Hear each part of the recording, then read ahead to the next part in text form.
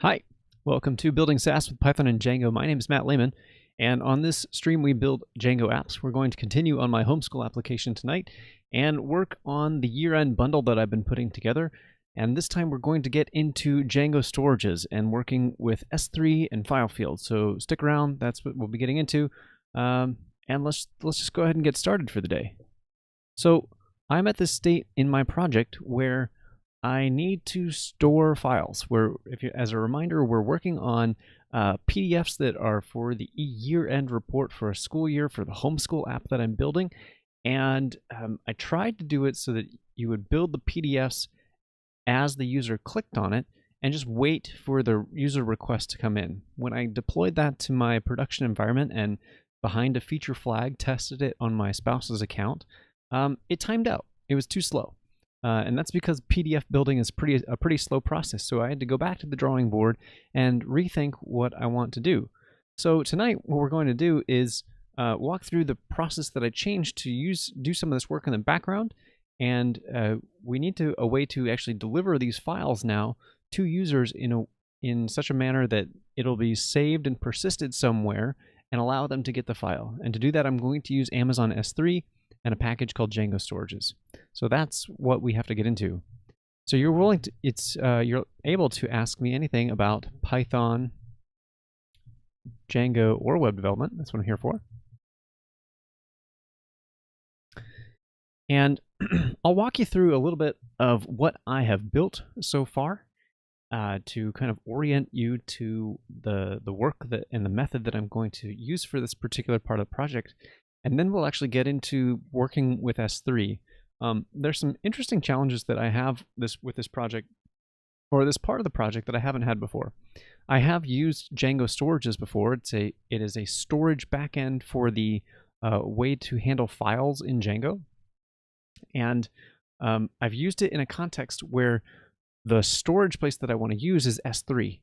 But the way that I've wanted to use S3 is as a public bucket. And just left it totally open for all access because it was things that really didn't matter for the last app that I was building. In the context of this application, I really don't want that to be the case. A user's data and their entire history for a school year will be recorded in a PDF. And in theory, someone else could download these files if I'm not careful. So what I'm trying to do is restrict the S3 bucket to the actual minimum of what is required for permissions, and then just give them a special signed URL so that when the user is accessing the PDF, it is specially crafted for just their case. This will hopefully provide better security for the application overall and make it so that I'm not going to get in trouble with leaking people's data out on the internet. So that's going to be the challenge of the app. Actually, I've got an S3 bucket that I've already created, but it is the most locked down permissions possible. And I suspect that when we try it out and actually push a file up to S3, it's probably going to fail and say you can't do this. Or maybe it will work for pushing it up, but the access of that file will not work. So we'll have to play with the permissions until we get it right and work through Django storages and what policies are in place. And frankly, there's a bunch of areas that I'm only sort of knowledgeable of what I need to do. So this will be us learning together. So that's what's really going on. But I guess before I get into that, what is my process going to be for actually making this work? I have, since last we met, created a new model in my application. And let's take a look at that model. So I'm in the reports app for my application. Let's get rid of that so we can just focus on one thing at a time. And I've created this model called a bundle. And the bundle is going to be the storage information for these end-of-year school bundles. So it'll be a report. And this is the key thing that we'll focus on today, is this file field. I've added some extra fields to manage when things are created and updated, and what is their actual connection to the user will be through the school year, and then some status information. And so the flow, when a user works this system, actually we probably can show off where this will go and bits like that, is they will go to a page for their school year, and on that page they'll actually request that the bundle be built. And we're going to use language in that page that says, hey, this is going to take some time to do. Apparently I haven't been logged in a while, so let me see if I remember the testing account that I have here. Did I get it? Okay, cool. So we've got this space where we're going to have these bundles. And the model right now is you create the bundle and it immediately returns a PDF. And that's going to change. So this create bundle button, what it will do instead is it will create a bundle record, one of those model instances, this thing right here, for this particular school year that the user wants. And it will put it in a state of pending by default. What I have then done is created a job. So we'll walk through this part too. And this job has a pretty simple task. It will run every hour, and it will look for any bundles that are in this pending state. You can see I've already configured that. So I'm doing this with a custom query set, and it's doing a filter for looking for anything with this pending status. And so it's going to look for those pending objects, and it will make the bundle for that particular school year that's associated with the bundle, and this is the key. So this report data is the PDF data that gets generated. It's what comes out of this make bundle function. And then we're going to run this store command to take this report data and put it into a file field. And so the bundle, I have a store method that I've added, which you can see does some stuff with the file naming. And we had some funny stuff with M dashes from a previous stream, so that's what that's all about. And it creates the content file, sets the status, and then stores the actual data onto the report FileField attribute and sets the status to complete. So once that is done, so this hourly task will run and generate the PDF file. The user will be able to return to this page, and if the status of that particular report is in the complete state, instead of creating a bundle, it'll say something like get bundle or something along those lines. That'll be very clear of this is done, and now it's ready. There's also going to be an edge case, not really an edge case, but a lesser use case that we'll need to account for, and that is regeneration of a bundle. So I can anticipate a future where somebody asks for a bundle to be created and their school year's not over. So they have to go through the rest of their school year, get more information, but when they want to come back to the PDF, they want to be able to say, actually, this PDF that was here is stale and it needs to be regenerated. And so we need a capability to allow them to trigger a regeneration. And I don't know what language I'm going to put around that, but that's the other piece that has to go in there to make the whole flow complete. And that should give users what they need. They'll get the bundle. It'll take a little bit of time, but they'll know that that's the case. And they'll be able to retrieve it. It will retrieve that data from S3 and give them the file. And if they have need to recreate it, there will be that option as well. So I've already got, as you can see, the job is done. So we have this tool at our disposal.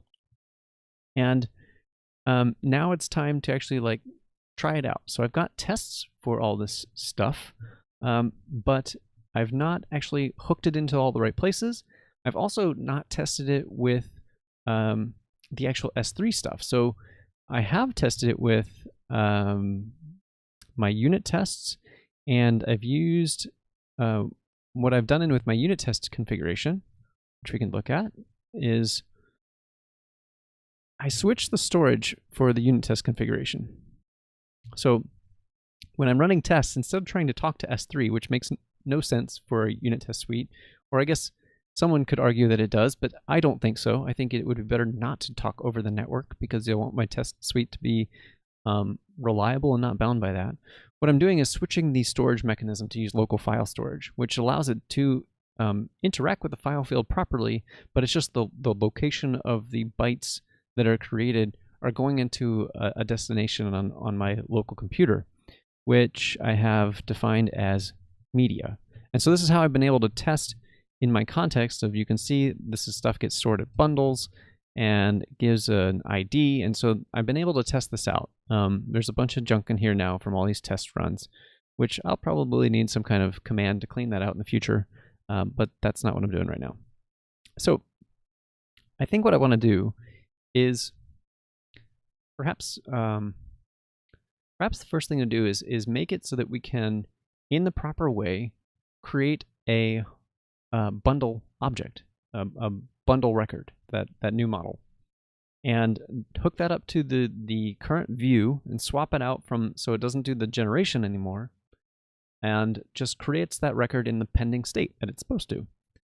From there, we should have something that we could run the job and let it try to upload to S3. I think it's going to explode in our faces at that point, but that's what we want in this case. I mean, it'd be great if it would just worked, but I just don't think that's going to happen.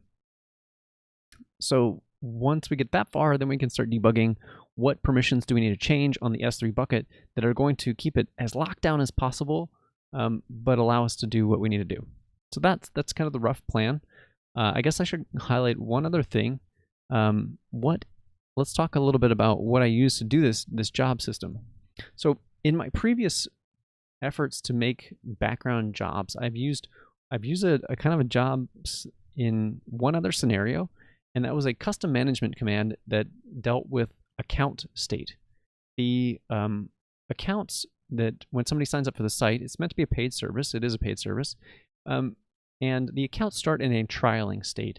And after a certain amount of time, I believe it's like 60-ish days, they're a little bit on the generous side so that I don't have people complain, it will switch a trial to some expired state so that trials are no longer valid.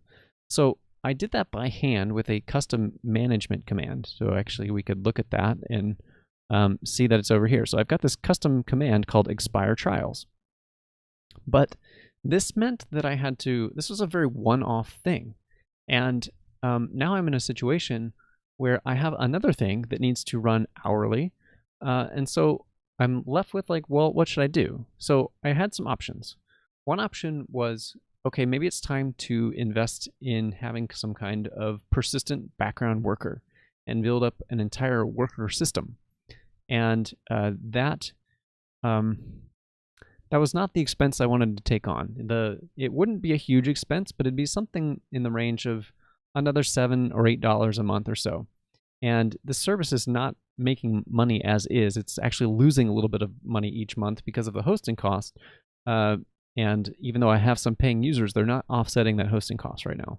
So adding a background worker for that additional expense didn't seem worth it from an engineering point of view or a cost point of view, but also from an engineering point of view. It's like it's very small use case.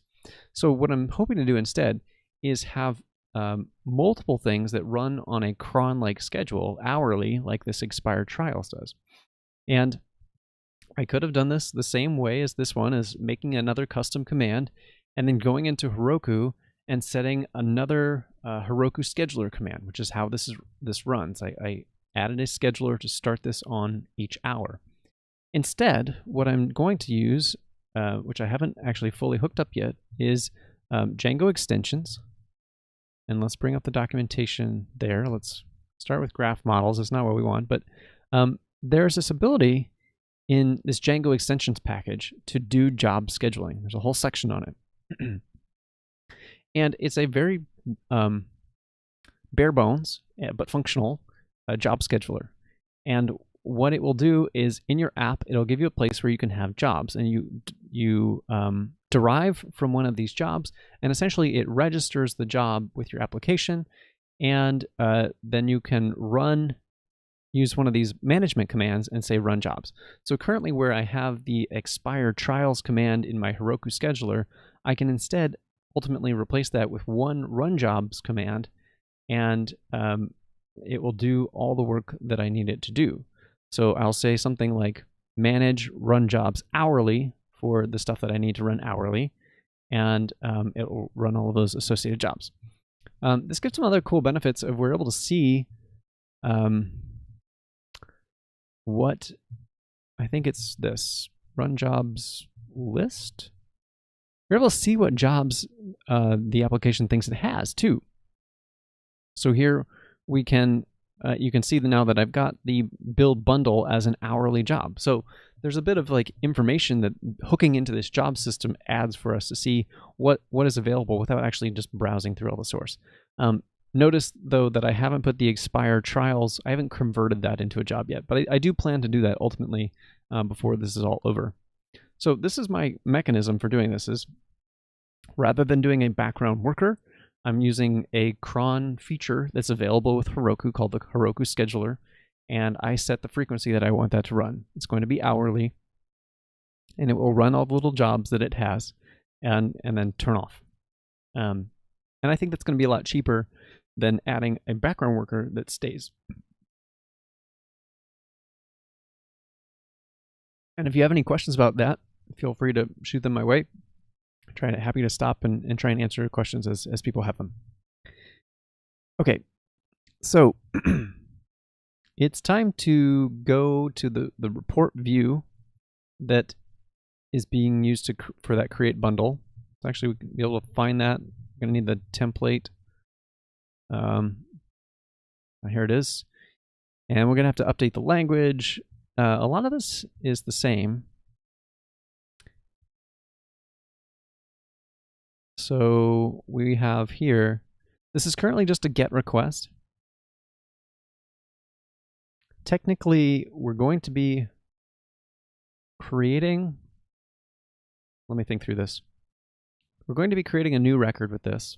So we might want to switch this to a post with a form. It will functionally look the same to the user, but that might just be a more concise way to handle this. And then we got to change the actual view where this bundle create is currently exists, or use a different view. Actually, now that I'm saying this out loud, I think we're going to use a different view. So let's start with bundle. Where's bundle.html? It is in there. Well, let's have both up side by side. So this is the one that's displaying this. And here is this template view. And man, there might actually be more to this than I realized. Or I might convert it just to a function-based view. Let's walk through this. I think I want to do that because this is the view that's going away, create bundle.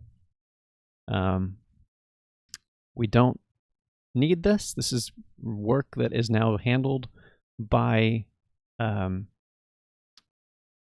what? By that background job. That's all handled in some functions that I refactored. So this view needs to go away. And then this view right here is that entry point, is that page we were just looking at. But it doesn't need to be a class-based view either. That's more complexity than we require. So let's refactor that while we're here. So let's change two things. So step one is to get rid of the create bundle stuff. Let's go to reports, URLs, and we want to get rid of the create bundle page. So everything will be handled by this bundle view in the future. We only need a single view to do all the work, I think. And that particular view is going to have a little bit more state about what to show based on the status of the bundle. But that's where we are at. So we're getting rid of that. We're coming down to this view. And for the time being, let's just switch this to bundle with the same information. That'll resolve to the same URL. So now if we've done that, I think the view will just like reload to itself, essentially. Whoops, I stopped the server, so it's not going to go anywhere until we have that running.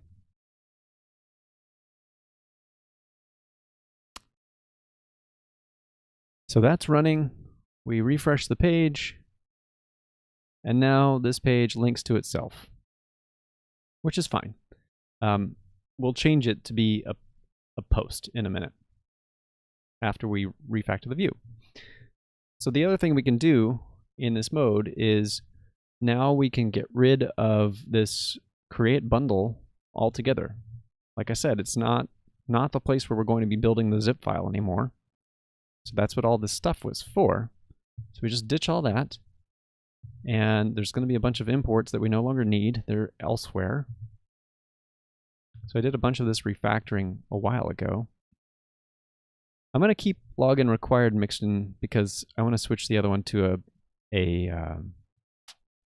regular function view. So we'll let that warning be there for a second. Okay, now we can go to, let's go to the test and get rid of that test because one of these will be broken. I run the whole file, we'll see there'll be a bunch of failures from things it can't find.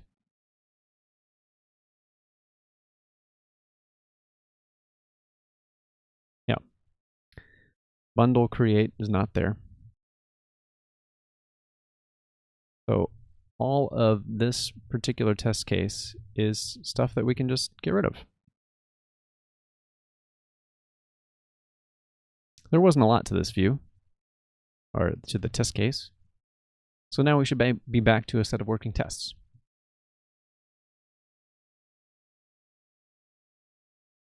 There we go. Okay. So the next thing I want to do is refactor this bundle view to be a function-based view. I think I don't know, I've gotten to the point where the function-based views are just more appealing to the use cases that I need. I think this was a little overkill, and I think that you'll see by the end of how this is just clearer if it's a function-based view. So we'll say, what could we call it? Get bundle. It needs to take a request, and it will take the I guess we can call it ID. I could call it PK as well.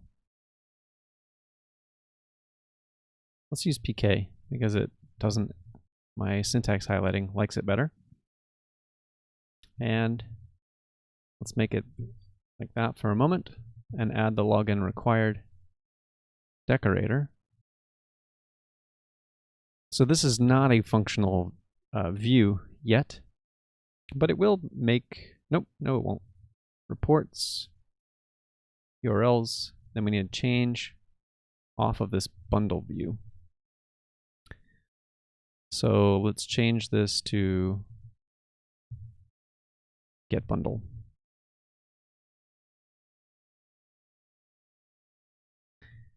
All right, so this should pass because it's just testing the access control and it's got the decorator on there. And it shows that we hooked up the view properly.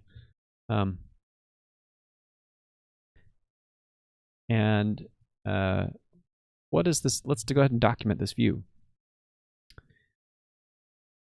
So what is this? Let a user get the bundle or request the creation of a bundle. That's what it is.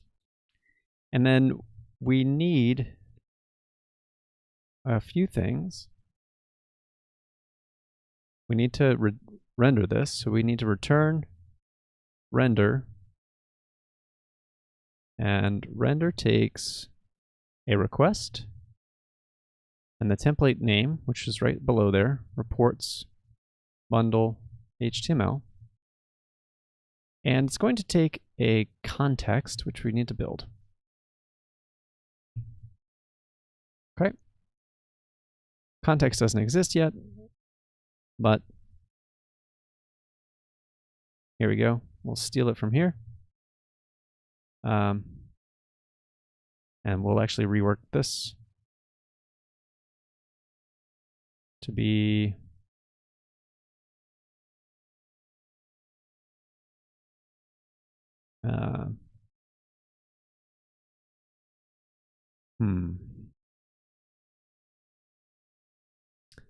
This will take a second. Apologies. I'm trying to recreate the view as a function, and it should get a lot simpler when we're all done.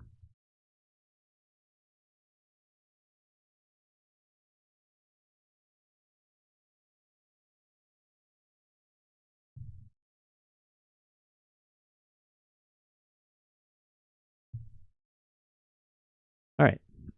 So you can see changing this, like we have the side-by-side comparison of what the two views are.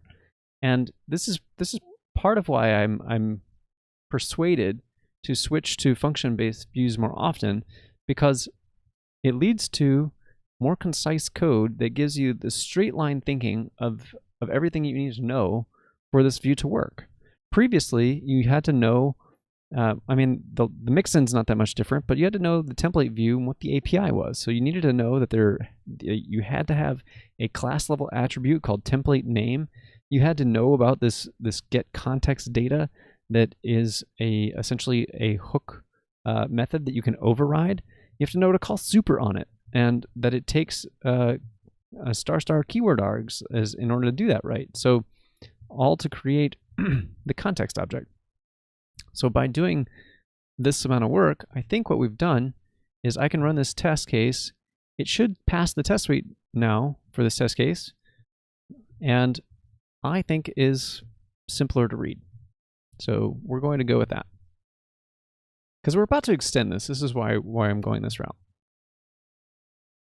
So let's see what it looks like. Should be exactly the same over here. Yep, it refreshed. Click it again if you didn't see it. So there it is. So no difference, except simpler code, I think.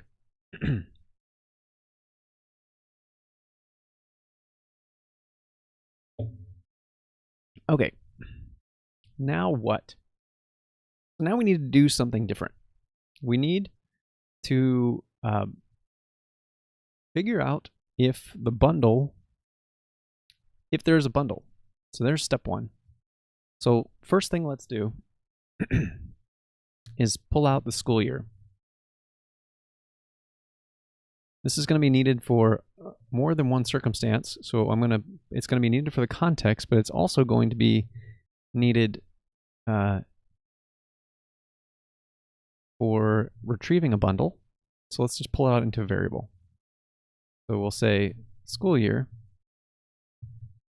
So that should work. And if we can close the URLs, and now we can have a fast loop where we can rerun these tests over and over again if we want. Okay. So the next thing to do is look for a bundle. We want to have the bundle in the context if possible, because we're going to use it. Check the state. So let's look for it. And the way it could possibly not be there, so we don't want to do a get. We actually just want to do a first, because we don't want this to raise a 404 if it doesn't exist. That doesn't make sense. So the 404 here was an access control thing to make sure that the user who's doing the requesting is allowed to request this particular school year. But if they've gotten past this particular gate, then then I can implicitly trust that they are the right user to get this school year. But what we need to look for now is, do they have a bundle? So let's go over here, and we want, in the basic case, let's assume that the case where there is no bundle. So we'll say self get context of bundle, but we'll explicitly check that it's none. So this is going to blow up with a key error because it's not in there at all right now. We want to basically enforce our data contract that there is something in there, even if it's a none value. And so now it's time to search for the bundle. And we will do bundle equal bundle dot objects. Now there's a couple of ways I could do this. I could say I can make this a method, which some people I've seen argue that, hey, maybe you shouldn't have your filters available in your views. Maybe those should all be part of an API for your model class. And so I could say bundle objects dot for school year, or by school year, maybe by school year. So this doesn't exist yet, but we can add it in a moment, where now what we're doing is going to pass in the school year as the interface that we expect. And now we've got, well, I guess we need to bring in the model. From .models import bundle.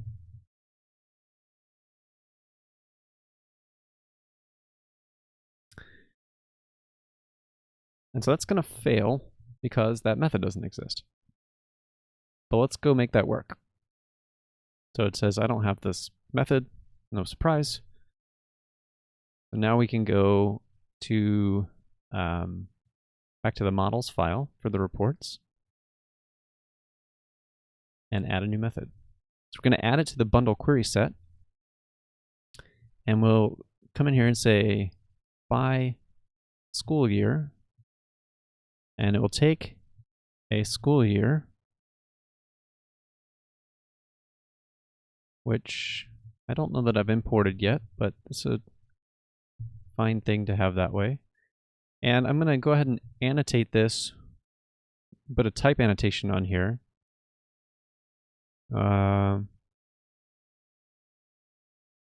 think can I do this now? Because we'll see. Just return for a moment. Okay. So because I'm using from future import annotations, even though bundle is defined later, I can add it at this point, I believe.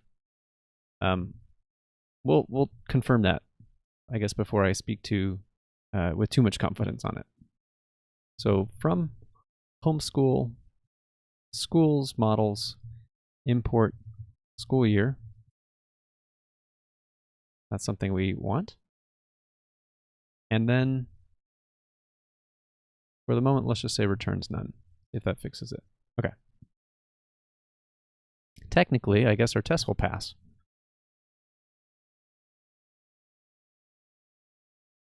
Whoop, nope. It won't because I didn't add it over here.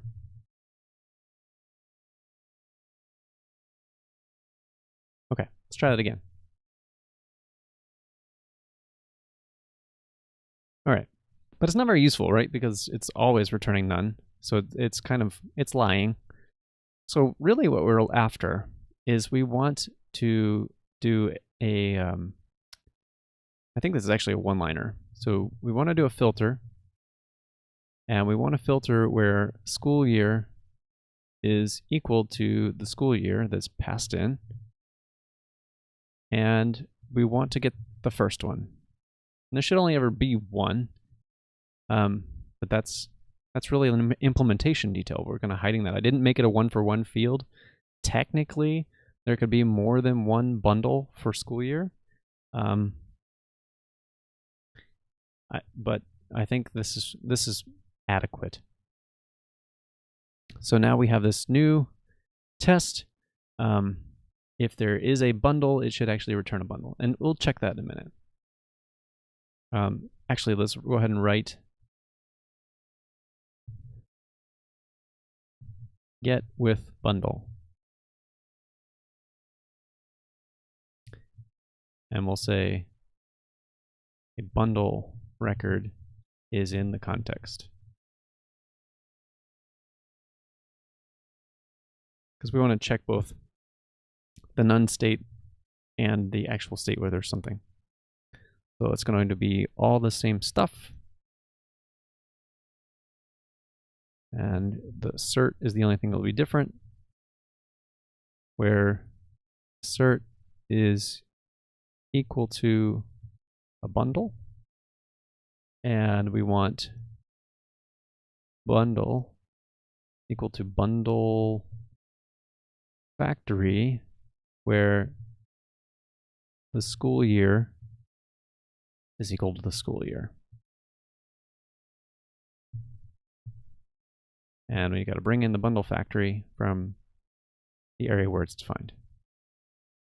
From homeschool, reports, tests, factories, import, bundle factory. Okay, let's see if it worked. Super. So now we've seen both. We've seen the case where there is no bundle and it's going to be none, and we've seen the case where there is a bundle. And we're going to change the template logic to act on the presence or absence of the bundle. But that's kind of the next step. And actually, maybe we should go ahead and do that.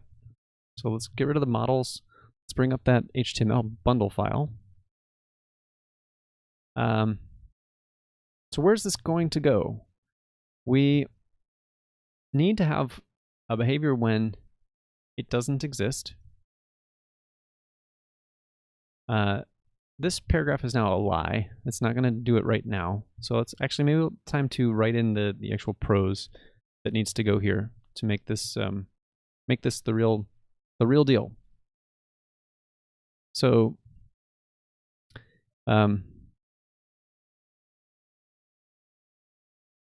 what should we say?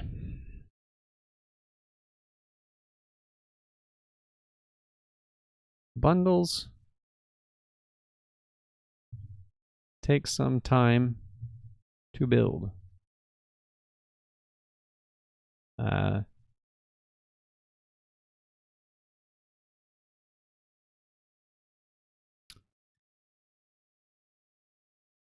You can request a bundle and it should be ready within an hour or so. I'll just leave it as an hour. How's that look? Whoops. Oh, I haven't run the migration yet. So it can't even access the bundles right now because there's a migration that... Did I even make the migration? We're about to find out. I must have. Yeah, there it is. Okay. I had another branch where I created this model. Okay. Let's try it again. So now it should be able to access that table. Let's not say sometime. Let's just... Bundles take time to build.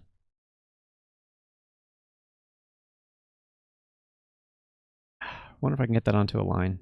Although maybe it doesn't matter. If I resize this, yeah, somebody's going to have a smaller screen. So I don't think I should fret too much about where it fits in the line.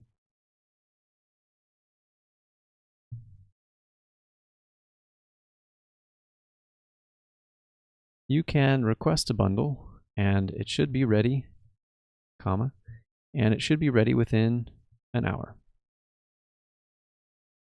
Okay, so this is what we want to show when there is no bundle, right? So we know that the bundle is in the context. So we have a case where we have the bundle, and the case where we don't. So we want to take these chunks and put them in the else branch because that's where they're going to go. That's where it's logically going to happen. We refresh, it should stay the same. Okay, with the addition of a comma, I guess. And so we're ready there. The next thing to do, though, is to change this from a GET request to be now a post. We want to do something different on the post. And we could make a Django form here. I think that's going to be overkill, frankly. So, because there's no data really. It's just, did you create one or not? So let's do,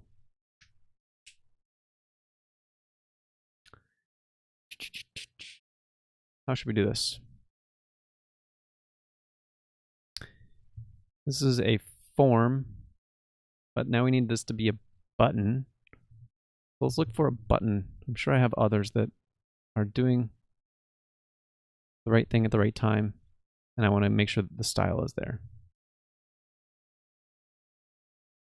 Is a submit button, and it should have all the right classes and things. Text white font. This one has some extra spacing and stuff. It's not quite what we want.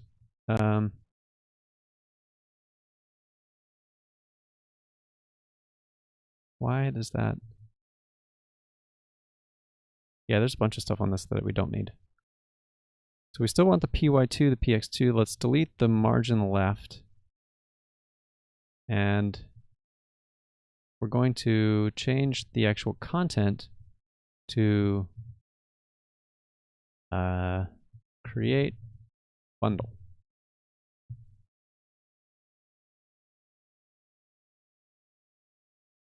Now, if we refresh the page, we should have two buttons. Oh, interesting. One of them is actually a different size. I'm glad I took a second to look at that. Why is it a different size? Well, I'm not going to dwell on it because it doesn't matter. So this one's going to be slightly bigger, but that's consistent with all my other buttons on the site. So what we do want to do is put a form with a method equal post on here, and the action, that's the URL of a form, is going to be all of this stuff. So we're going to post to the same URL that we're currently at. That's the difference. And we need to close off the form tag. And do a closing form tag. Okay. So we should be able to bring up the network. And because we haven't changed the view yet, it's going to come right back to the same page. It has, even though it's a post method, we're not paying any attention to the post. So it's going to render, whoops, except I did it wrong. So if we, once we get the CSRF token in there, which is a required thing, that was my fault. Refresh the page. Now, if we submit this, it should be the same page. Yeah, same page. So we didn't do anything, but you can see it posted to the same URL. And so we're going to do a post, and when we do the post, we'll have it, does it need to redirect? I don't know. I don't think it does, actually. I think it's probably going to be safe to let it fall through and render with the same thing. Post is just like this extra state and condition that lets us know that we want to do a creation. So that should be fine. Although the redirect might make it so that if the user refreshes, it won't try and post multiple times. So maybe we should, I'll stick with the patterns that I know and just do a redirect there. Okay, so we now have that in place. We can return to our views and also return to our test views because we know that we need to create a bundle. So let's add my access control test can go farther to the bottom. That's fine. Test post. We'll say post creates a new bundle.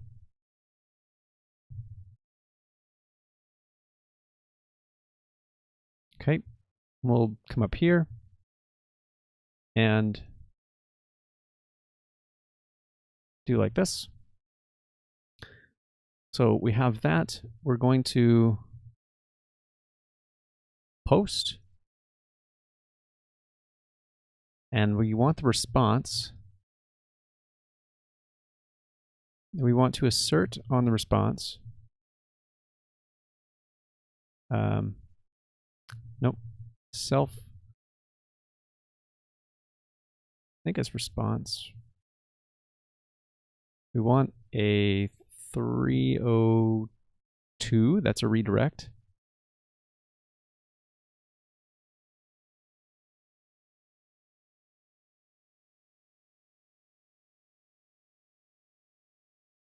Logan, am I planning a demo stream at any point? Can I ask you what are you thinking about when you think a demo stream? Like I'm not opposed to the idea of like taking a break from the homeschool app, because I do recognize that this is kind of like deep into a particular application, but I'm curious like what you think would be useful in a demo stream.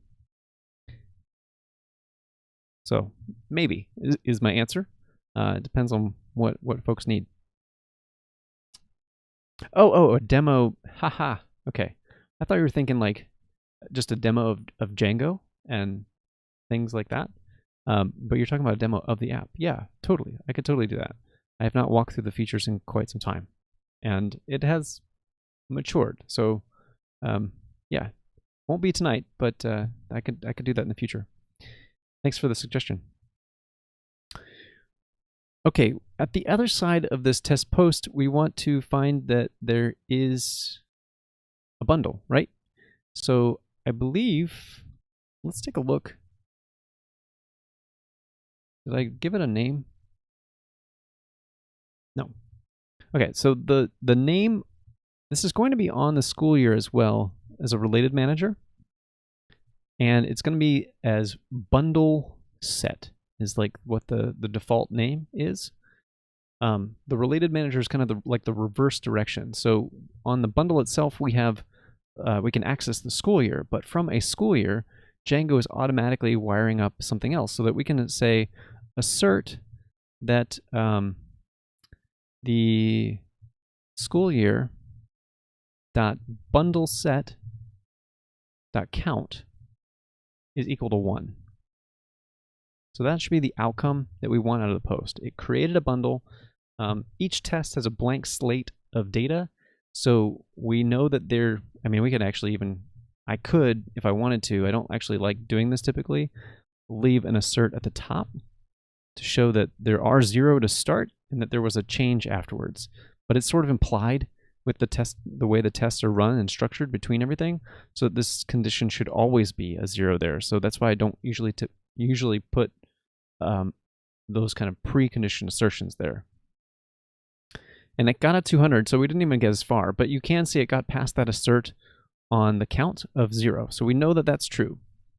So we got to do 2 things. We got to get to the bottom and do get the 302. So now it's time to come over here and actually do this chunk of work.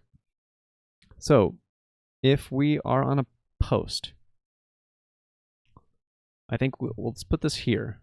So if the request method is equal to post, now we're in a different world. Somebody has made a different request. They've gotten here from a different path.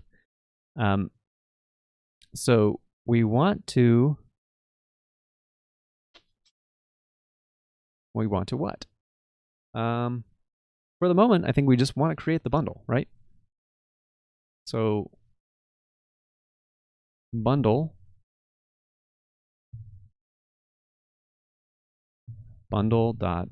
objects.create, and then pass in the school year.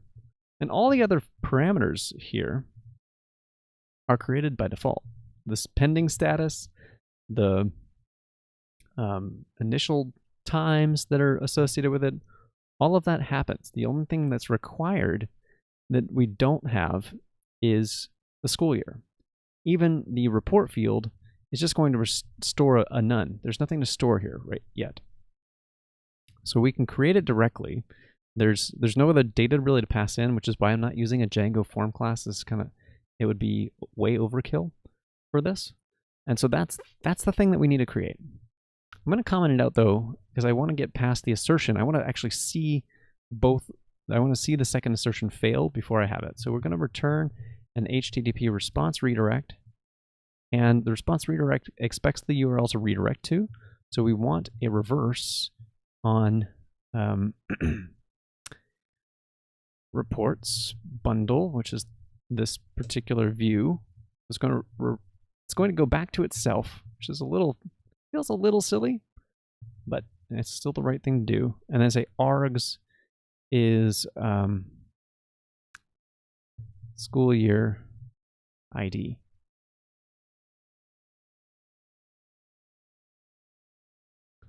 Okay, so let's test that. See how I did. Whoops. Helps when we import the stuff that we need. Okay, from Django HTTP response, HTTP response redirect. That goes there. And then reverse, is that a shortcut or is that, I don't remember. I never remember where reverse comes from. URLs. Okay. From Django URLs, import reverse. I should remember that. It seems very natural for it to be in the URLs package module. Okay, so now those things can import and are not broken anymore. Let's try it again.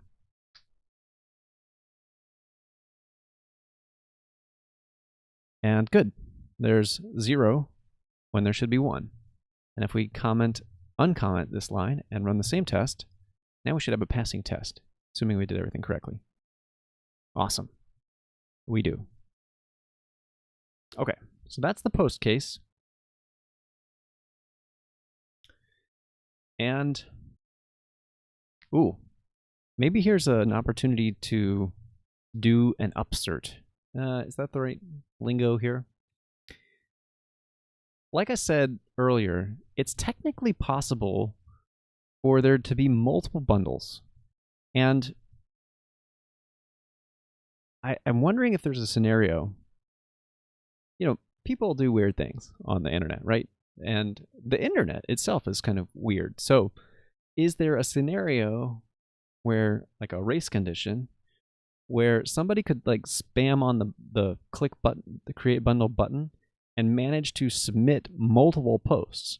There's nothing stopping my web server from receiving multiple posts the same URL. And there's a potential race condition where I could create a bundle record and have it be persisted by the database, and then create another bundle record that there's no constraint here. I think using a certain method available to the manager will help with this. It still doesn't fully eliminate the problem, but it's kind of a best effort sort of thing. So there is a get or create that we can use. I could use a state machine in JavaScript if I cared that much. It would be possible to prevent multiple clicks. There's lots of ways to do that, but I'm going to avoid the hardcore route if I can get away with easy. But I appreciate the suggestion. So in the event that someone clicked and clicked, we have as well this get or create, and fortunately DuckDuckGo has it way down here, but get or create. And I never remember how to use it right, because it takes attributes of what things should be, and I think it's defaults. So a convenience method for looking up an object with the given keyword args may be empty if your model has defaults for all fields, or creating one if necessary. So it's equivalent to this sort of thing. So we could say get or create. You can see how it's doing this. So creating with, yeah, so this is, I think this is what we want. Let's try it, switch over to it, get or create. I think it might be, we don't need any defaults because everything else, like I said, is created for us by default. So get or create should get us the record that we care about. And this should be the same. Boom. Okay, I feel a little bit better about that. It's not my favorite chunk of code, but it'll work. Okay. So why the redirect? If I recall correctly, the redirect will help us with, you click post and you didn't actually go anywhere and you think that the page is not right. When you refresh again, if you had just clicked post, it's going to give you that annoying thing that says, are you sure you want us to resubmit this form? Which wouldn't seem like what you wanted to do. So the redirect, by sending you back via a get, will then allow subsequent refreshes to not have that annoying pop-up, which is why we're putting it there. So because it could have just as easily worked to have let this fall through, and this should work, but that's, yeah, it's going to hit that scenario that I just mentioned.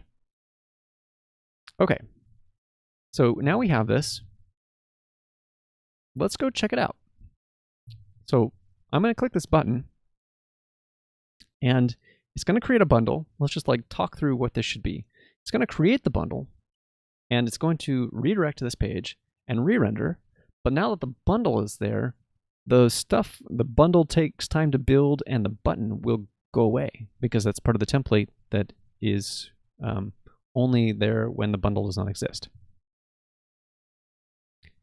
Boom, clicked it, gone. All right, cool, it works.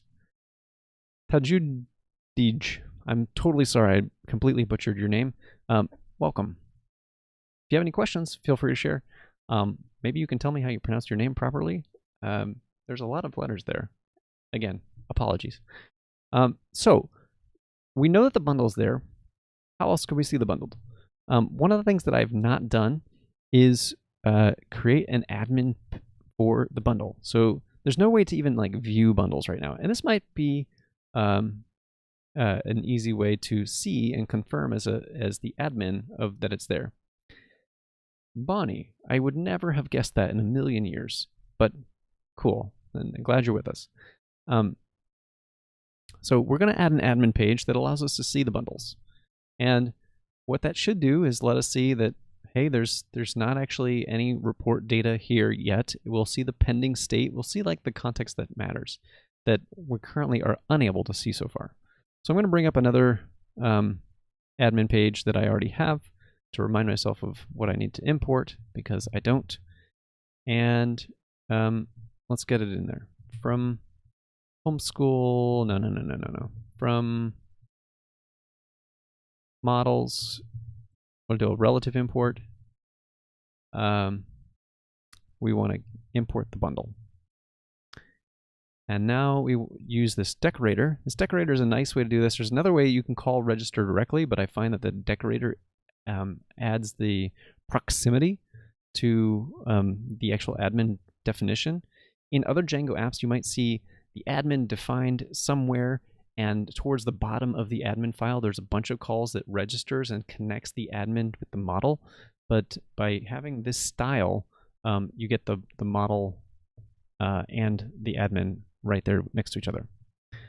So, whoops, not a colon.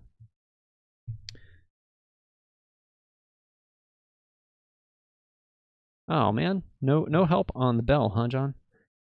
I appreciate you subscribing with the bell. That's awesome.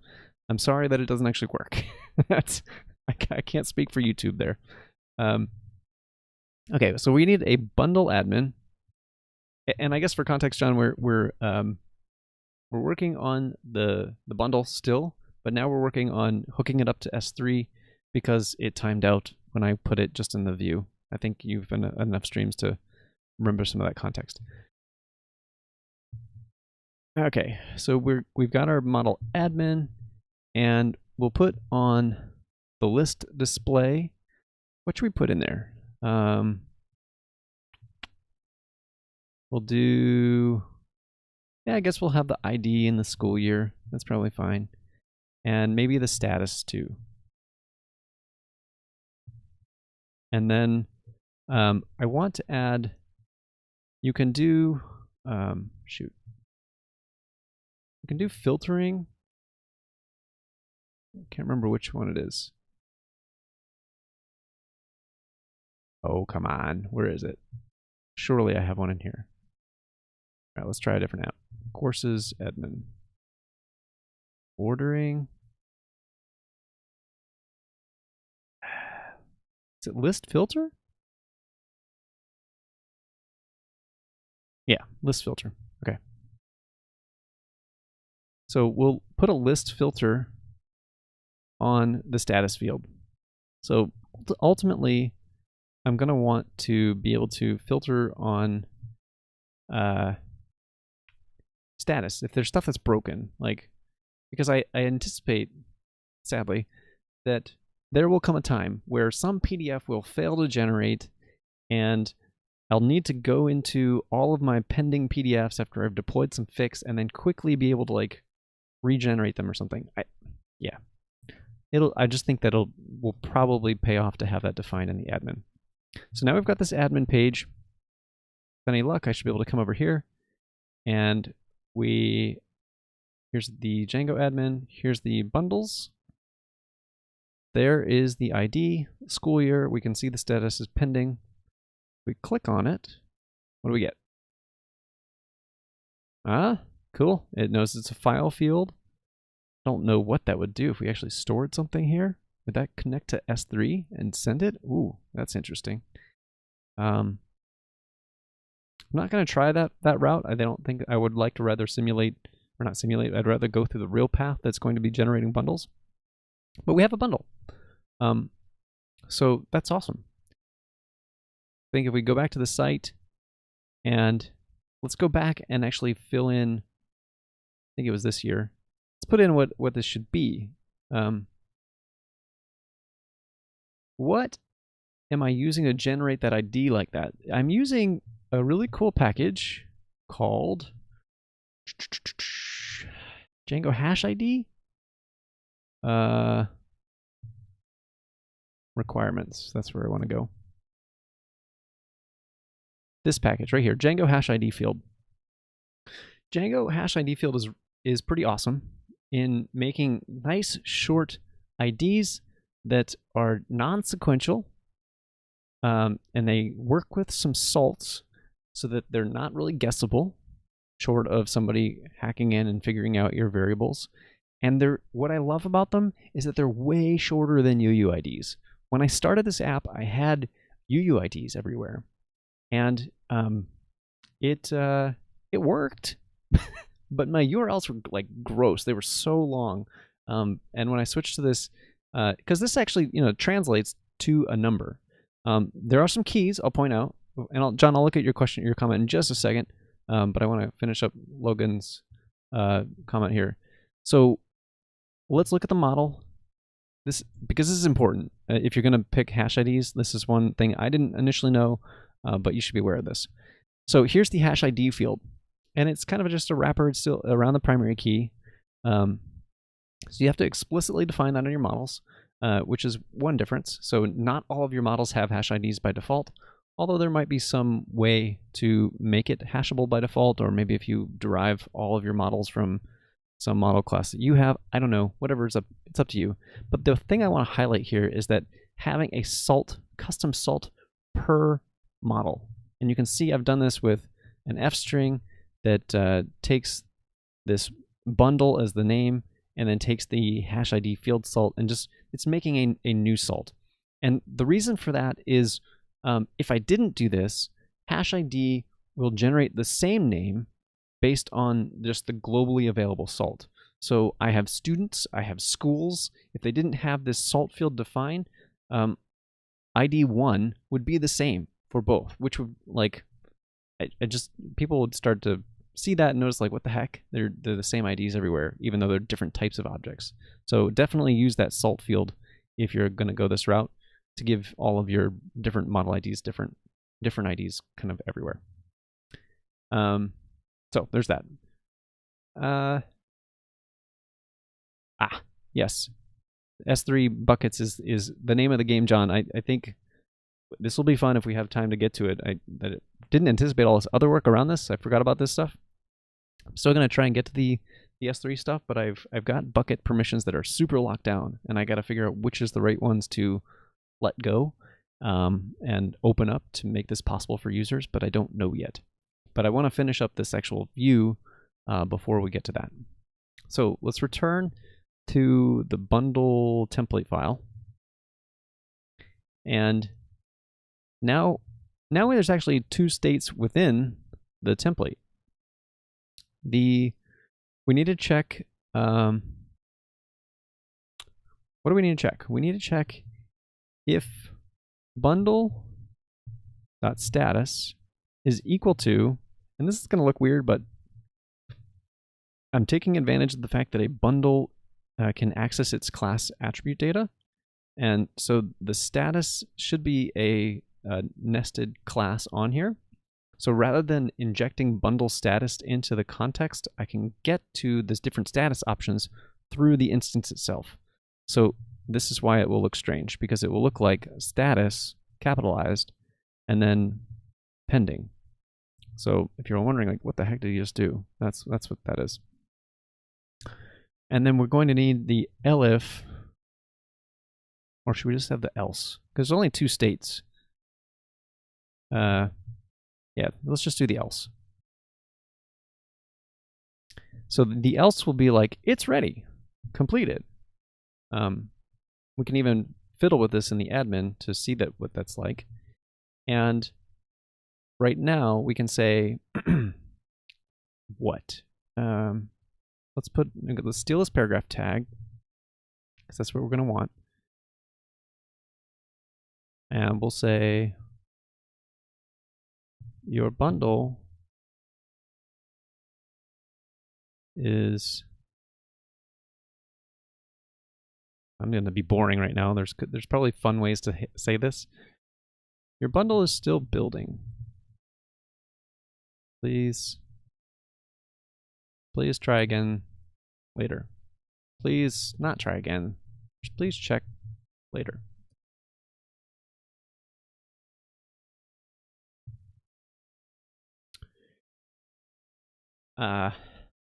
You know what? That's going to be pretty crummy, because now think about this. You just clicked the bundle. You had no bundle the first time. You click create bundle. You go to the redirect. You get to this page, and you immediately see this. So, like, your bundle's still building because you just clicked it. So that language seems not right. What if we just ditch still? Your bundle is building. I could mention queues, but I don't think people care. So let's just say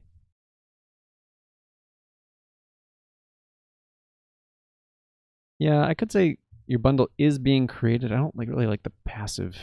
Well, I guess I'm using it here anyway. How about this? We're building your bundle. That's not passive voice. It's very active. That feels right. I gotta get a real quote mark. I don't like using single quotes.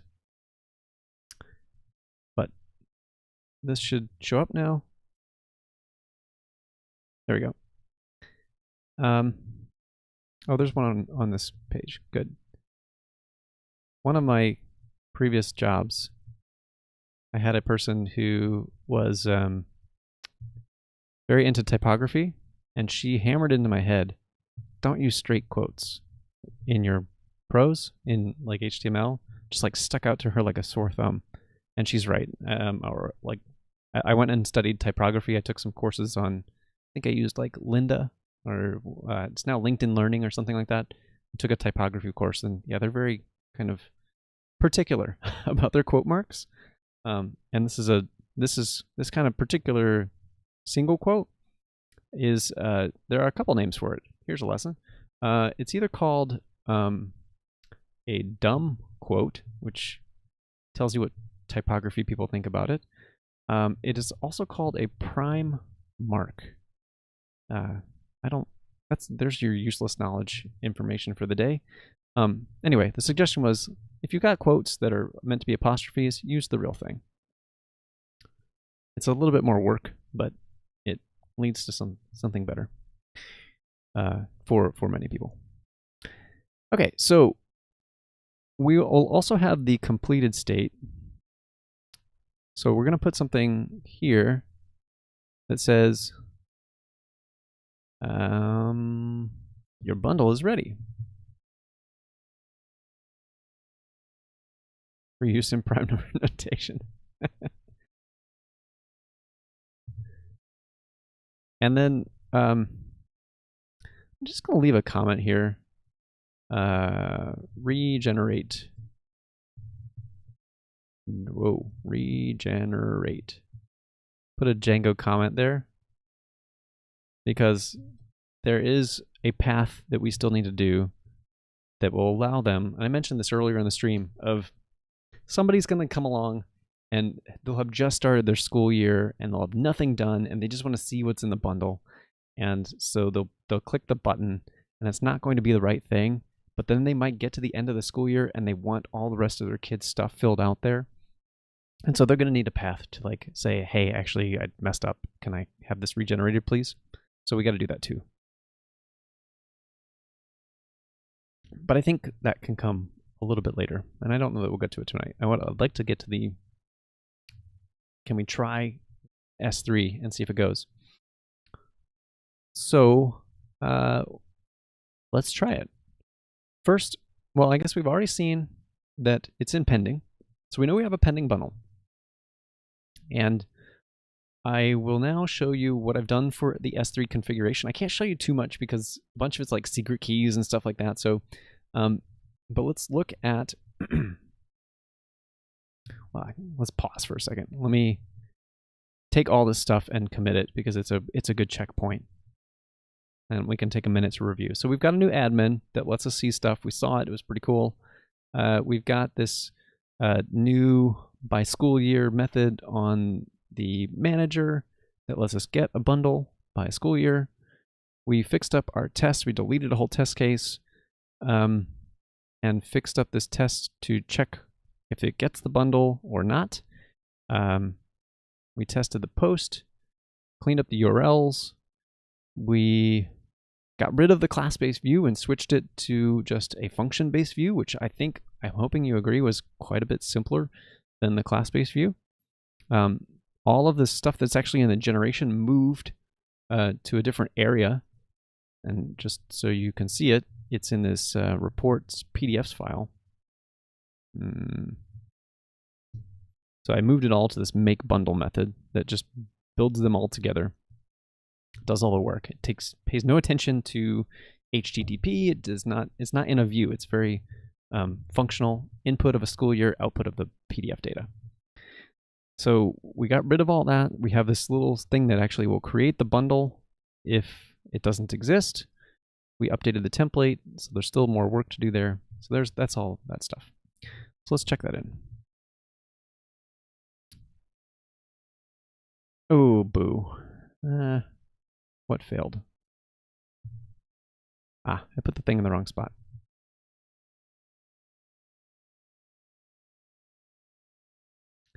I like when pre-commit does the work for me and fixes things. Change the bundle view to use the model. That's what we did. Okay. So, John, you said you came in late, so I'll just quick refresh there. I've made a job that will actually generate these bundles, and it's defined here as build bundle, I think I called it. I'm using the Django Extensions job system, so we can use manage and list out the jobs. This is an hourly job, so I'm gonna actually try this for the first time. I've not actually run this, so I have no reason to doubt that it will run, but let's see what it does. With any luck, it will fail. It will fail not because the job system is broken, but because the S3 is broken. Oh, right. So I'm getting distracted. So let's talk a bit about Django Storages. Django Storages is a system that lets you, not celery. I didn't want to go with the cost. I just didn't want to have a perpetual runner. So the simplicity and because I'm being cheap right now are the real reasons. Code as I try to use a dark background. I tried for 6 months. I tried for you all. Like there was somebody on the stream who said I should use a dark background. And I really gave it the college try. A whole semester's worth of time. And I just don't like it. So sorry, but not sorry. And you can go find all the streams. There's proof I've been recording through this whole time period. So you're welcome to go back and look and see where I've fumbled through my dark theme. There was just stuff about the dark theme that didn't come out right. And I tried different, different font colors and stuff and just never quite fit me right. Personal preference, I guess. Okay, so Django Storages. It's a way to substitute the file system. The model system has file fields. We saw that on the report model. And by default, Django wants to use the file system. That won't work on Heroku. And the reason it won't work on Heroku is Heroku can take your app and at any time move it somewhere within their cluster, somewhere different. And so you don't have a stable file system to depend upon, which means that you have to store your data somewhere else. And my somewhere else that I'm going to pick is Amazon S3. And the way that's configured is, I believe I have this in here as files. Yeah. So you switch the default file storage, and this is coming from Django Storages. So I guess step 1 is I installed Django Storages right here. And I had to also install Bodo 3 because I'm going to use Amazon. That's the Amazon API. And so you set the storage class. And now every time that Django wants to interact with any file fields, instead of going to the default, which is the file system, it will use your specified class instead. So that's kind of step 1, is to put this here. The other part of this is, I believe I have a section for Django Storages specifically. I have to set an access key ID and a secret access key. These are very common things in AWS land. They're credentials that are there. I created a specific IAM account. That's IAM, which is, what does that stand for? Identity and Authorization Management or Authentication Management, something like that.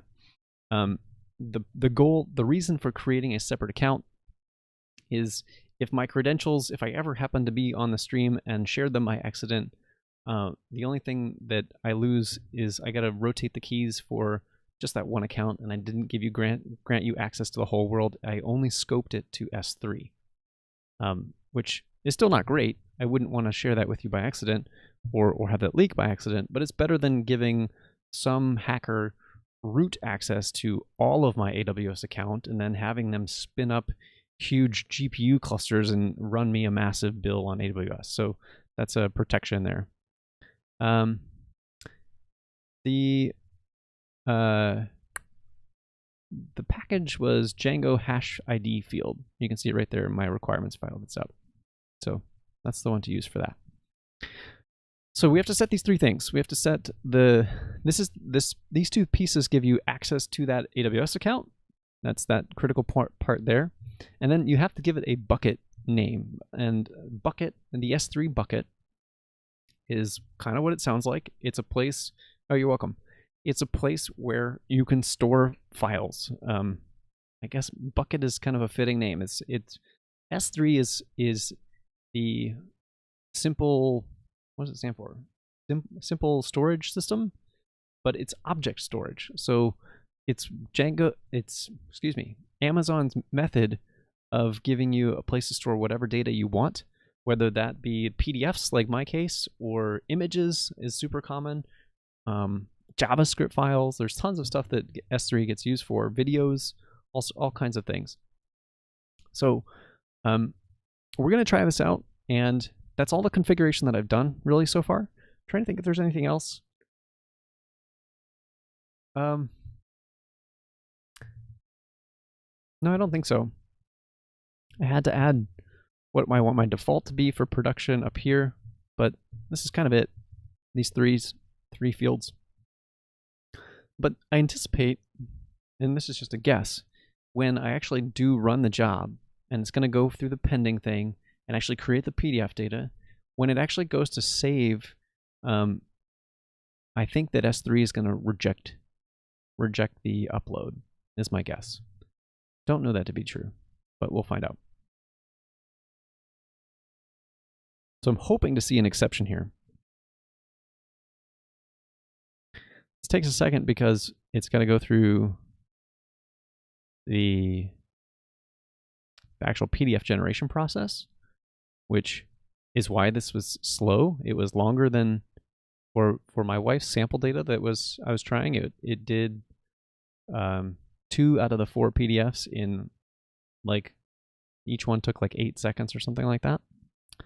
I was hoping to see more here. There's not much diagnostic information, which is unfortunate. So we're kind of suffering from the halting problem right now. We don't know if it's done and it's trying and is blocked by something, or if something else is happening. So we'll give this like a minute, and if it doesn't work, I'm gonna Control-C it because it's hard to see.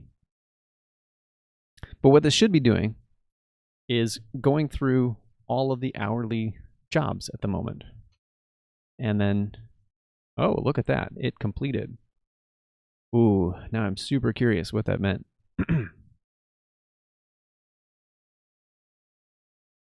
Did it work? That would be freaking amazing. Okay, before the stream started, I loaded up Amazon. And here's the bucket that I'm using. And you'll just have to take me on my word here. I can't show you the configuration, but where I've got that configured bucket name, I'm using my .env file to set schooldesk dev. So that's definitely the place. Hopefully my creds are still active. Whoa, cool. The upload worked.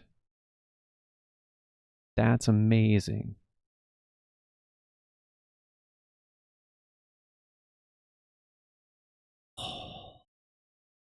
I'm so impressed. Let's download it. Let's see what it is. School Desk Bundle 2020, 2021. Interesting that it put underscores there. That's okay. If S3 is doing that, whatever. Look at that. It's got the data. Okay. So maybe it's not, well, it's clearly not a problem uploading. Maybe there might be a problem on the other side of actually getting the URL. Although, perhaps, maybe Django-storages has something in there that will do the right thing and give the right, some kind of URL that has the right access. I don't know. We'll see. But this is exciting. Let's fire up the app. And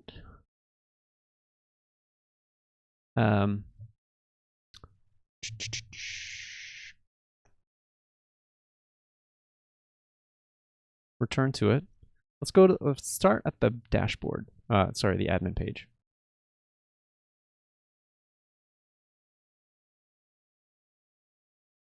Go to the bundle. And this is the one, look, the status is now complete. So the job ran. There's very little output from that job, so I might want some more logging in there in the future, but it did everything it was supposed to. And here it is. It knows because it's still talking to Django storages, it knows the location for this. It's got my access key embedded in that URL right there, and that's crazy.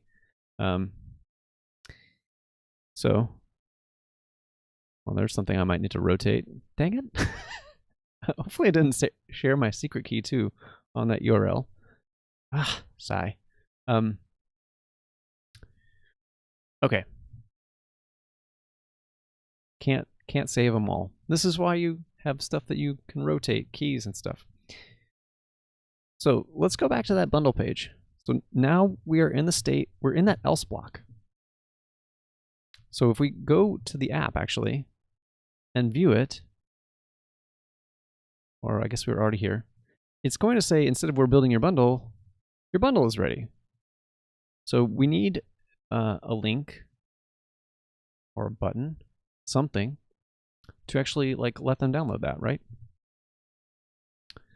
And yeah, please don't go uploading tons of stuff to my S3 account right now. That is what it is. Okay, so where were we? We need to have something like, let's go back to the, change this from a button back to a hyperlink. Oops, wrong way. And then, so this should be an anchor tag,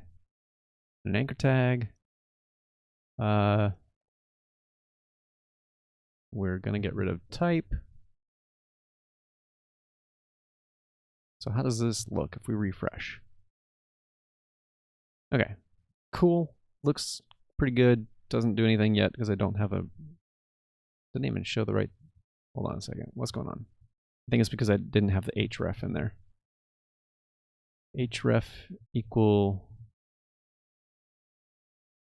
I want to make sure we get the pointer in there. Okay, got the pointer finger, it's all good.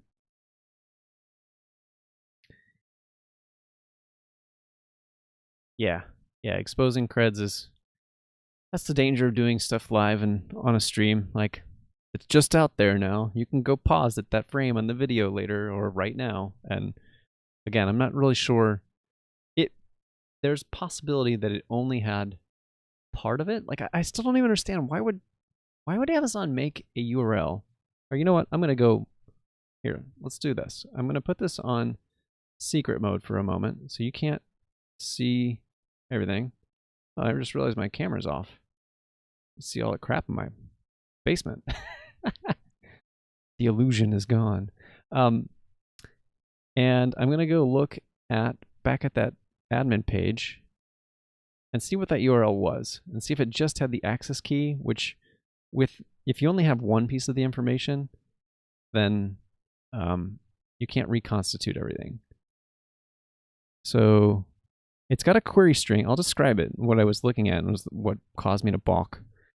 Okay, I think it would have been safe because there is a query string with the access key ID, which is the bit that I immediately was like, oh shoot, that doesn't seem right. And then there's a query string parameter of a signature that is generating with some kind of expiration token. So it would have, like, you could get that link and it would only be valid for a certain period of time. Again, it doesn't even really matter because it's junk data. I was just afraid that it was like sharing both the access key ID and my secret key, which is like, what are you doing, Amazon? So it's not doing that, thankfully.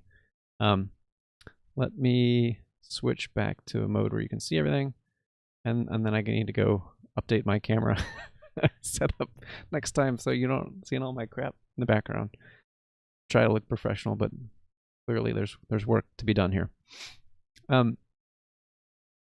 Okay. So the cool part is, I think we might, well, we'll find out. Let's actually hook up this button to go somewhere. So we're going to do that because by doing this, we can, every file field has a couple attributes on it. One of those is URL, I believe. And so this should resolve to the place where the file data is accessible. We'll change this to get bundle. And let's see if it works. That would be amazing. What? No way. That was so easy. Okay. Django Storages is awesome, and you should use it. So here's what I thought was going to happen. I went on to my S3 permissions. Actually, there's nothing super secret about this, I hope. We're going to find out here too. And on this bucket there's permissions tab. And so it says bucket and objects not public. So I thought, okay, well, maybe that means I need to do something to make it possible to be accessible to the public. Because look at this, block all public access, that's on, and individual block public access settings for this bucket. I don't think I have everything is checked to be all blocked. So in my head I was like, surely there's something that we're going to have to uncheck in order to make this work. And public, all of the information stuff is like, this is blocked. So this is why I thought that this would be a much more hard-fought thing to do. All I can deduce is that Django Storages, with the combination of that signature and expiration time, is saying we're giving you access to go get that file right now if you go click it. I don't know what that expiration window is. I'm sure there's some policy that you could set maybe in Django Storages to make it more limited. I'm going to try and not scroll too much through here. I don't actually know what I'd be exposing. But this is really exciting. I think effectively this means that part of the feature that I thought we were going to spend most of our time on tonight is actually done, which is bonkers. So what else do we have to do before this feature is like done? We need to do this regeneration thing. I'm trying to think of how that should be done. We could do, what could we do? I could make that another form. That'd be a possibility of, it would be another post, and maybe a post with a little bit of extra like hidden data. That's probably the safest way to do this. That still gives a clean URL, not messing with like query string parameters that people could futz around with. That feels right. So let's go for it, since this is way better than I thought. We're going to also have to resolve, the buttons are going to be different sizes because one's a form button and then one's a anchor tag. Okay, well, that's just a problem we're going to have to face. So let's take this form. Let's put this up here just as a starting point. Let's see how this looks, what needs to change.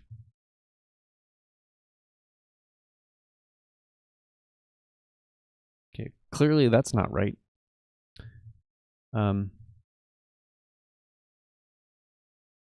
So we can take the two things and wrap them in a flex box. Flex row.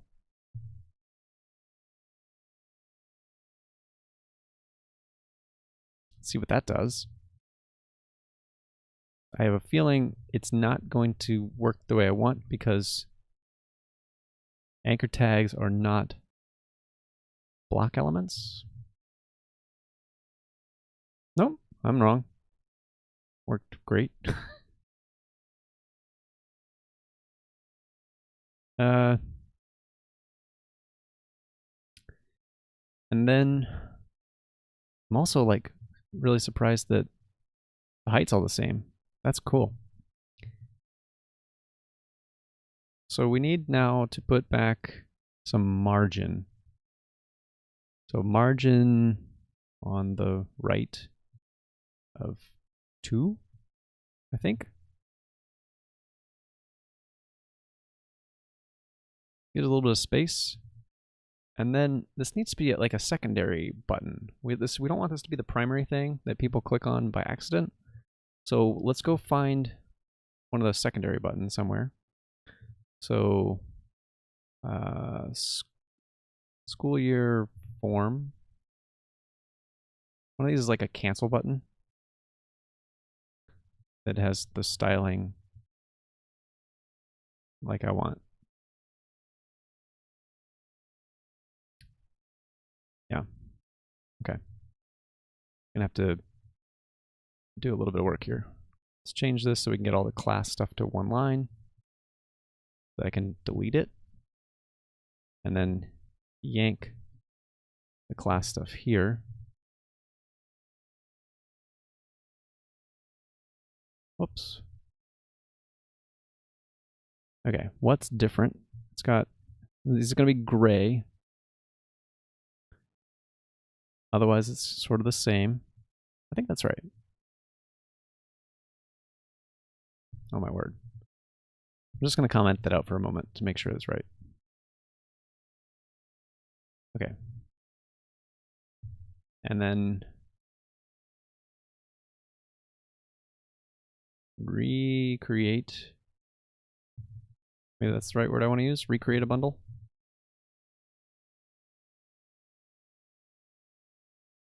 Okay. How do I want to explain that?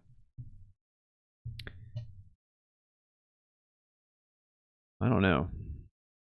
Your bundle is ready. That feels good. I like that it's a nice, simple message. What else could we say? Kind of want to put it after, maybe?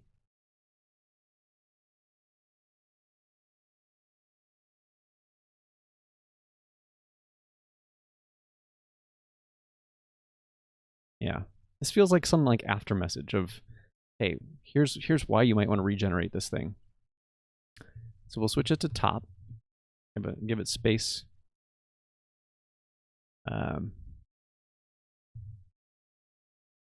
If you need to recreate your bundle because your school year changed,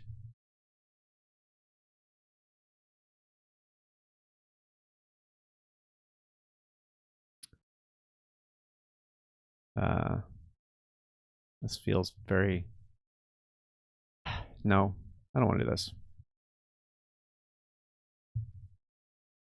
I think I'm going to assume that I've been clear enough of why, and maybe if I could put this in the documentation if I want. I just don't want to like put a bunch of extra text that people aren't going to read. So it should be pretty obvious. I don't know, what do y'all think? You think people would understand if why there might be a recreate bundle, or just let them figure it out, like as in their scenario where they're going to know when, my theory is they're going to know when they would want to recreate a bundle. And it doesn't really need much explanation. But I could be wrong on that. Okay. But while you're all thinking about that, or you don't have to, just something I'm not sure what to do with it in terms of how to document it well, we can put the other stuff in here. So this is going to be a post as well.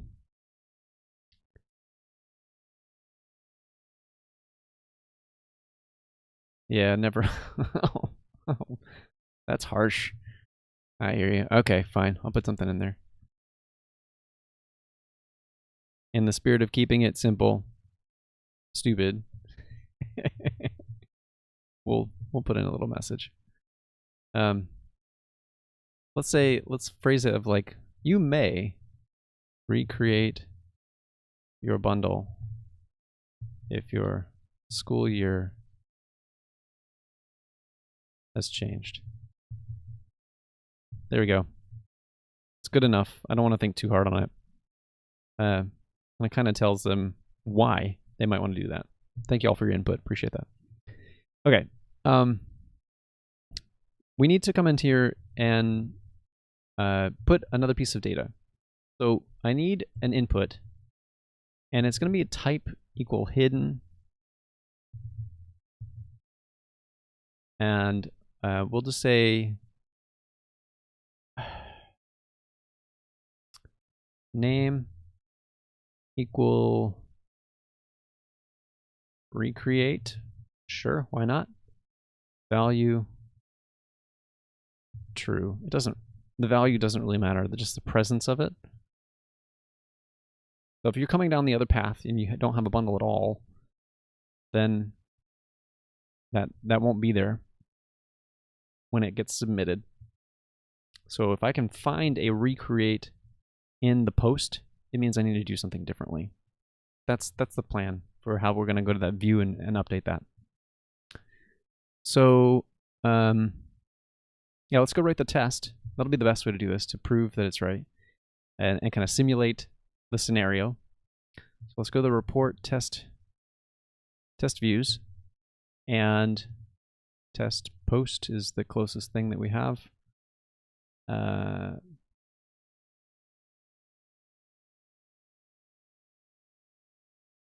So we're going to post recreates a bundle. Recreate. Whoops. And the difference this time is we need to have an existing bundle there. It's the only way the user is ever going to get to this bundle. And I think this is data equal data, which we need data to exist, I guess. So data is going to be equal to same thing, recreate of true.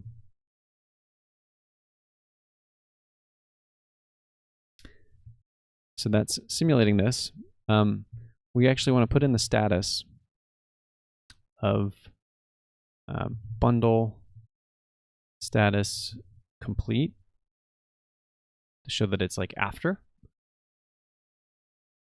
I guess I need to bring in that model. From homeschool reports models import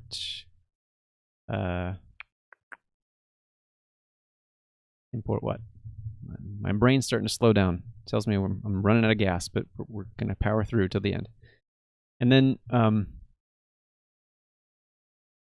we want to be able to get, we want to say bundle refresh DB, refresh from DB, right? Refresh. Yeah, definitely slowing down when I'm starting to lose what the Django methods that I definitely know. And when then we want to assert that the bundle status is bundle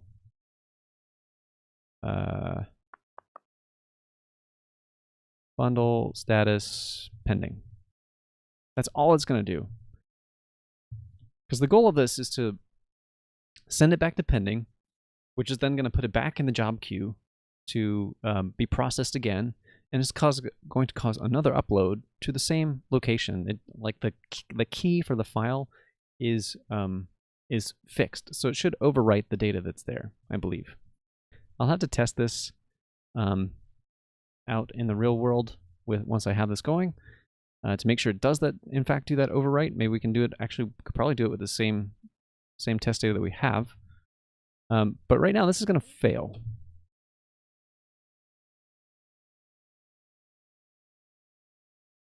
Because it's still in the pending. It went through that view, and it said, nope, I'm not doing anything with that. So here is where we need to come in here and do something different. So if there's a bundle, that's the important part. We don't want somebody to be able to trigger this when there's not a bundle. It doesn't make any sense. If there's a bundle and request post get recreate, if that exists, then we're in the state where we want to do something different, where we want to send it back to the pending state. And so we'll create a new method actually. Again, this is the thinking that you can think of your model as having an API that where you shouldn't, some people would say like, don't directly set, like this is not what we, sorry, I'm not being very clear. What we don't want to do is this. We don't want to say bundle status equal pending, right? And then bundle.save. That is what is recommended against. Instead, think of your model as an object that has messages that it should receive or an API that it should have. And what is it you're really trying to do? So what we're really after is we want it to recreate. And so if we have a method where we can do this, and that becomes a one-liner. Now we need to go define this method, which is not a hard thing to create, but it makes the view itself very declarative of here's what's actually happening from a more semantic level than fiddling with the little bits of the model field. So let's go to our report model, and this is acting on a specific instance, which is why I'm not putting it on the query set. Query set is for like when you're working with a collection of the models. But when you want to do something to an individual instance, it's best to have a method on the model itself, which is what we've done with store here. And so now we can come in here and we can say recreate, if I could type, and it doesn't take any parameters and doesn't return anything. So we can say that. And we want the status to be equal to self.status.pending. We don't even care about the previous state, doesn't really matter. And we'll save it. Right? Now that test should pass. Oh, boom. Whoops. Tuple object has no attribute. What? Oh, interesting. Interesting. So this is where we screwed up earlier. Thankfully, I didn't use this bundle for anything. I don't even know. Yeah. The get or create method is actually returning a tuple. And so let's go figure out, we need to go look at what does it return. I can't remember the order. I think it's the object and then the status. Yeah. So it returns object, and the second thing that it returns is a status that we don't really care about. So I'm going to use the underscore variable to say like, I don't care. So now this should be the instance.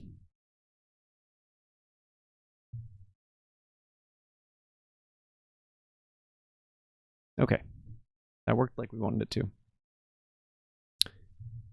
All right, so if we come back to this thing, I'm going to refresh this page. I guess I really didn't need to, but just to prove we're at complete, okay? And we can do kind of an end-to-end test on this. We can go refresh this page, and I'm going to hit recreate bundle. And it should, it's going to switch from your bundle is ready back to your bundle is, or whatever messaging we're using, your bundle is created shortly or whatever, because it's should switch to pending. And if we even see anything here, it'll immediately prove that it switched the state of the thing, which we expect. We can also check it over in the admin. So I'm going to click this, and boom, we're building your bundle.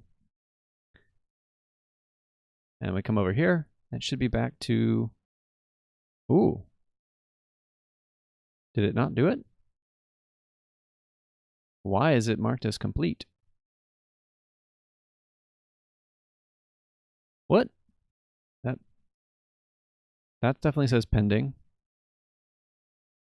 All right, maybe there's some weird caching going on. I don't know what was happening there. That was strange. Okay, definitely pending. All right, final test.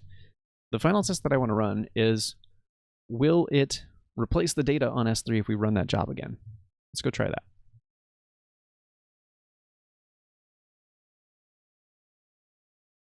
I think there was some sort of failure on the restart, which is probably what's going on here.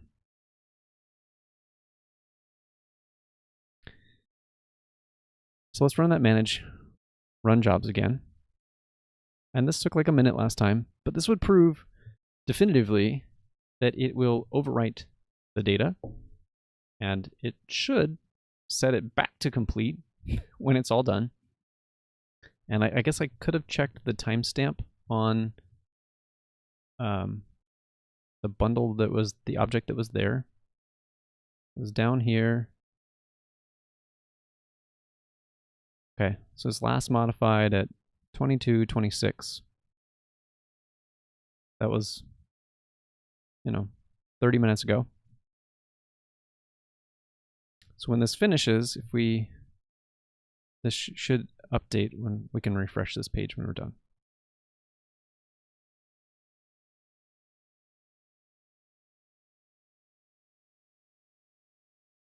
And that will be the proof that it's not going to complain that there's an existing object at that key. It will just overwrite what's there.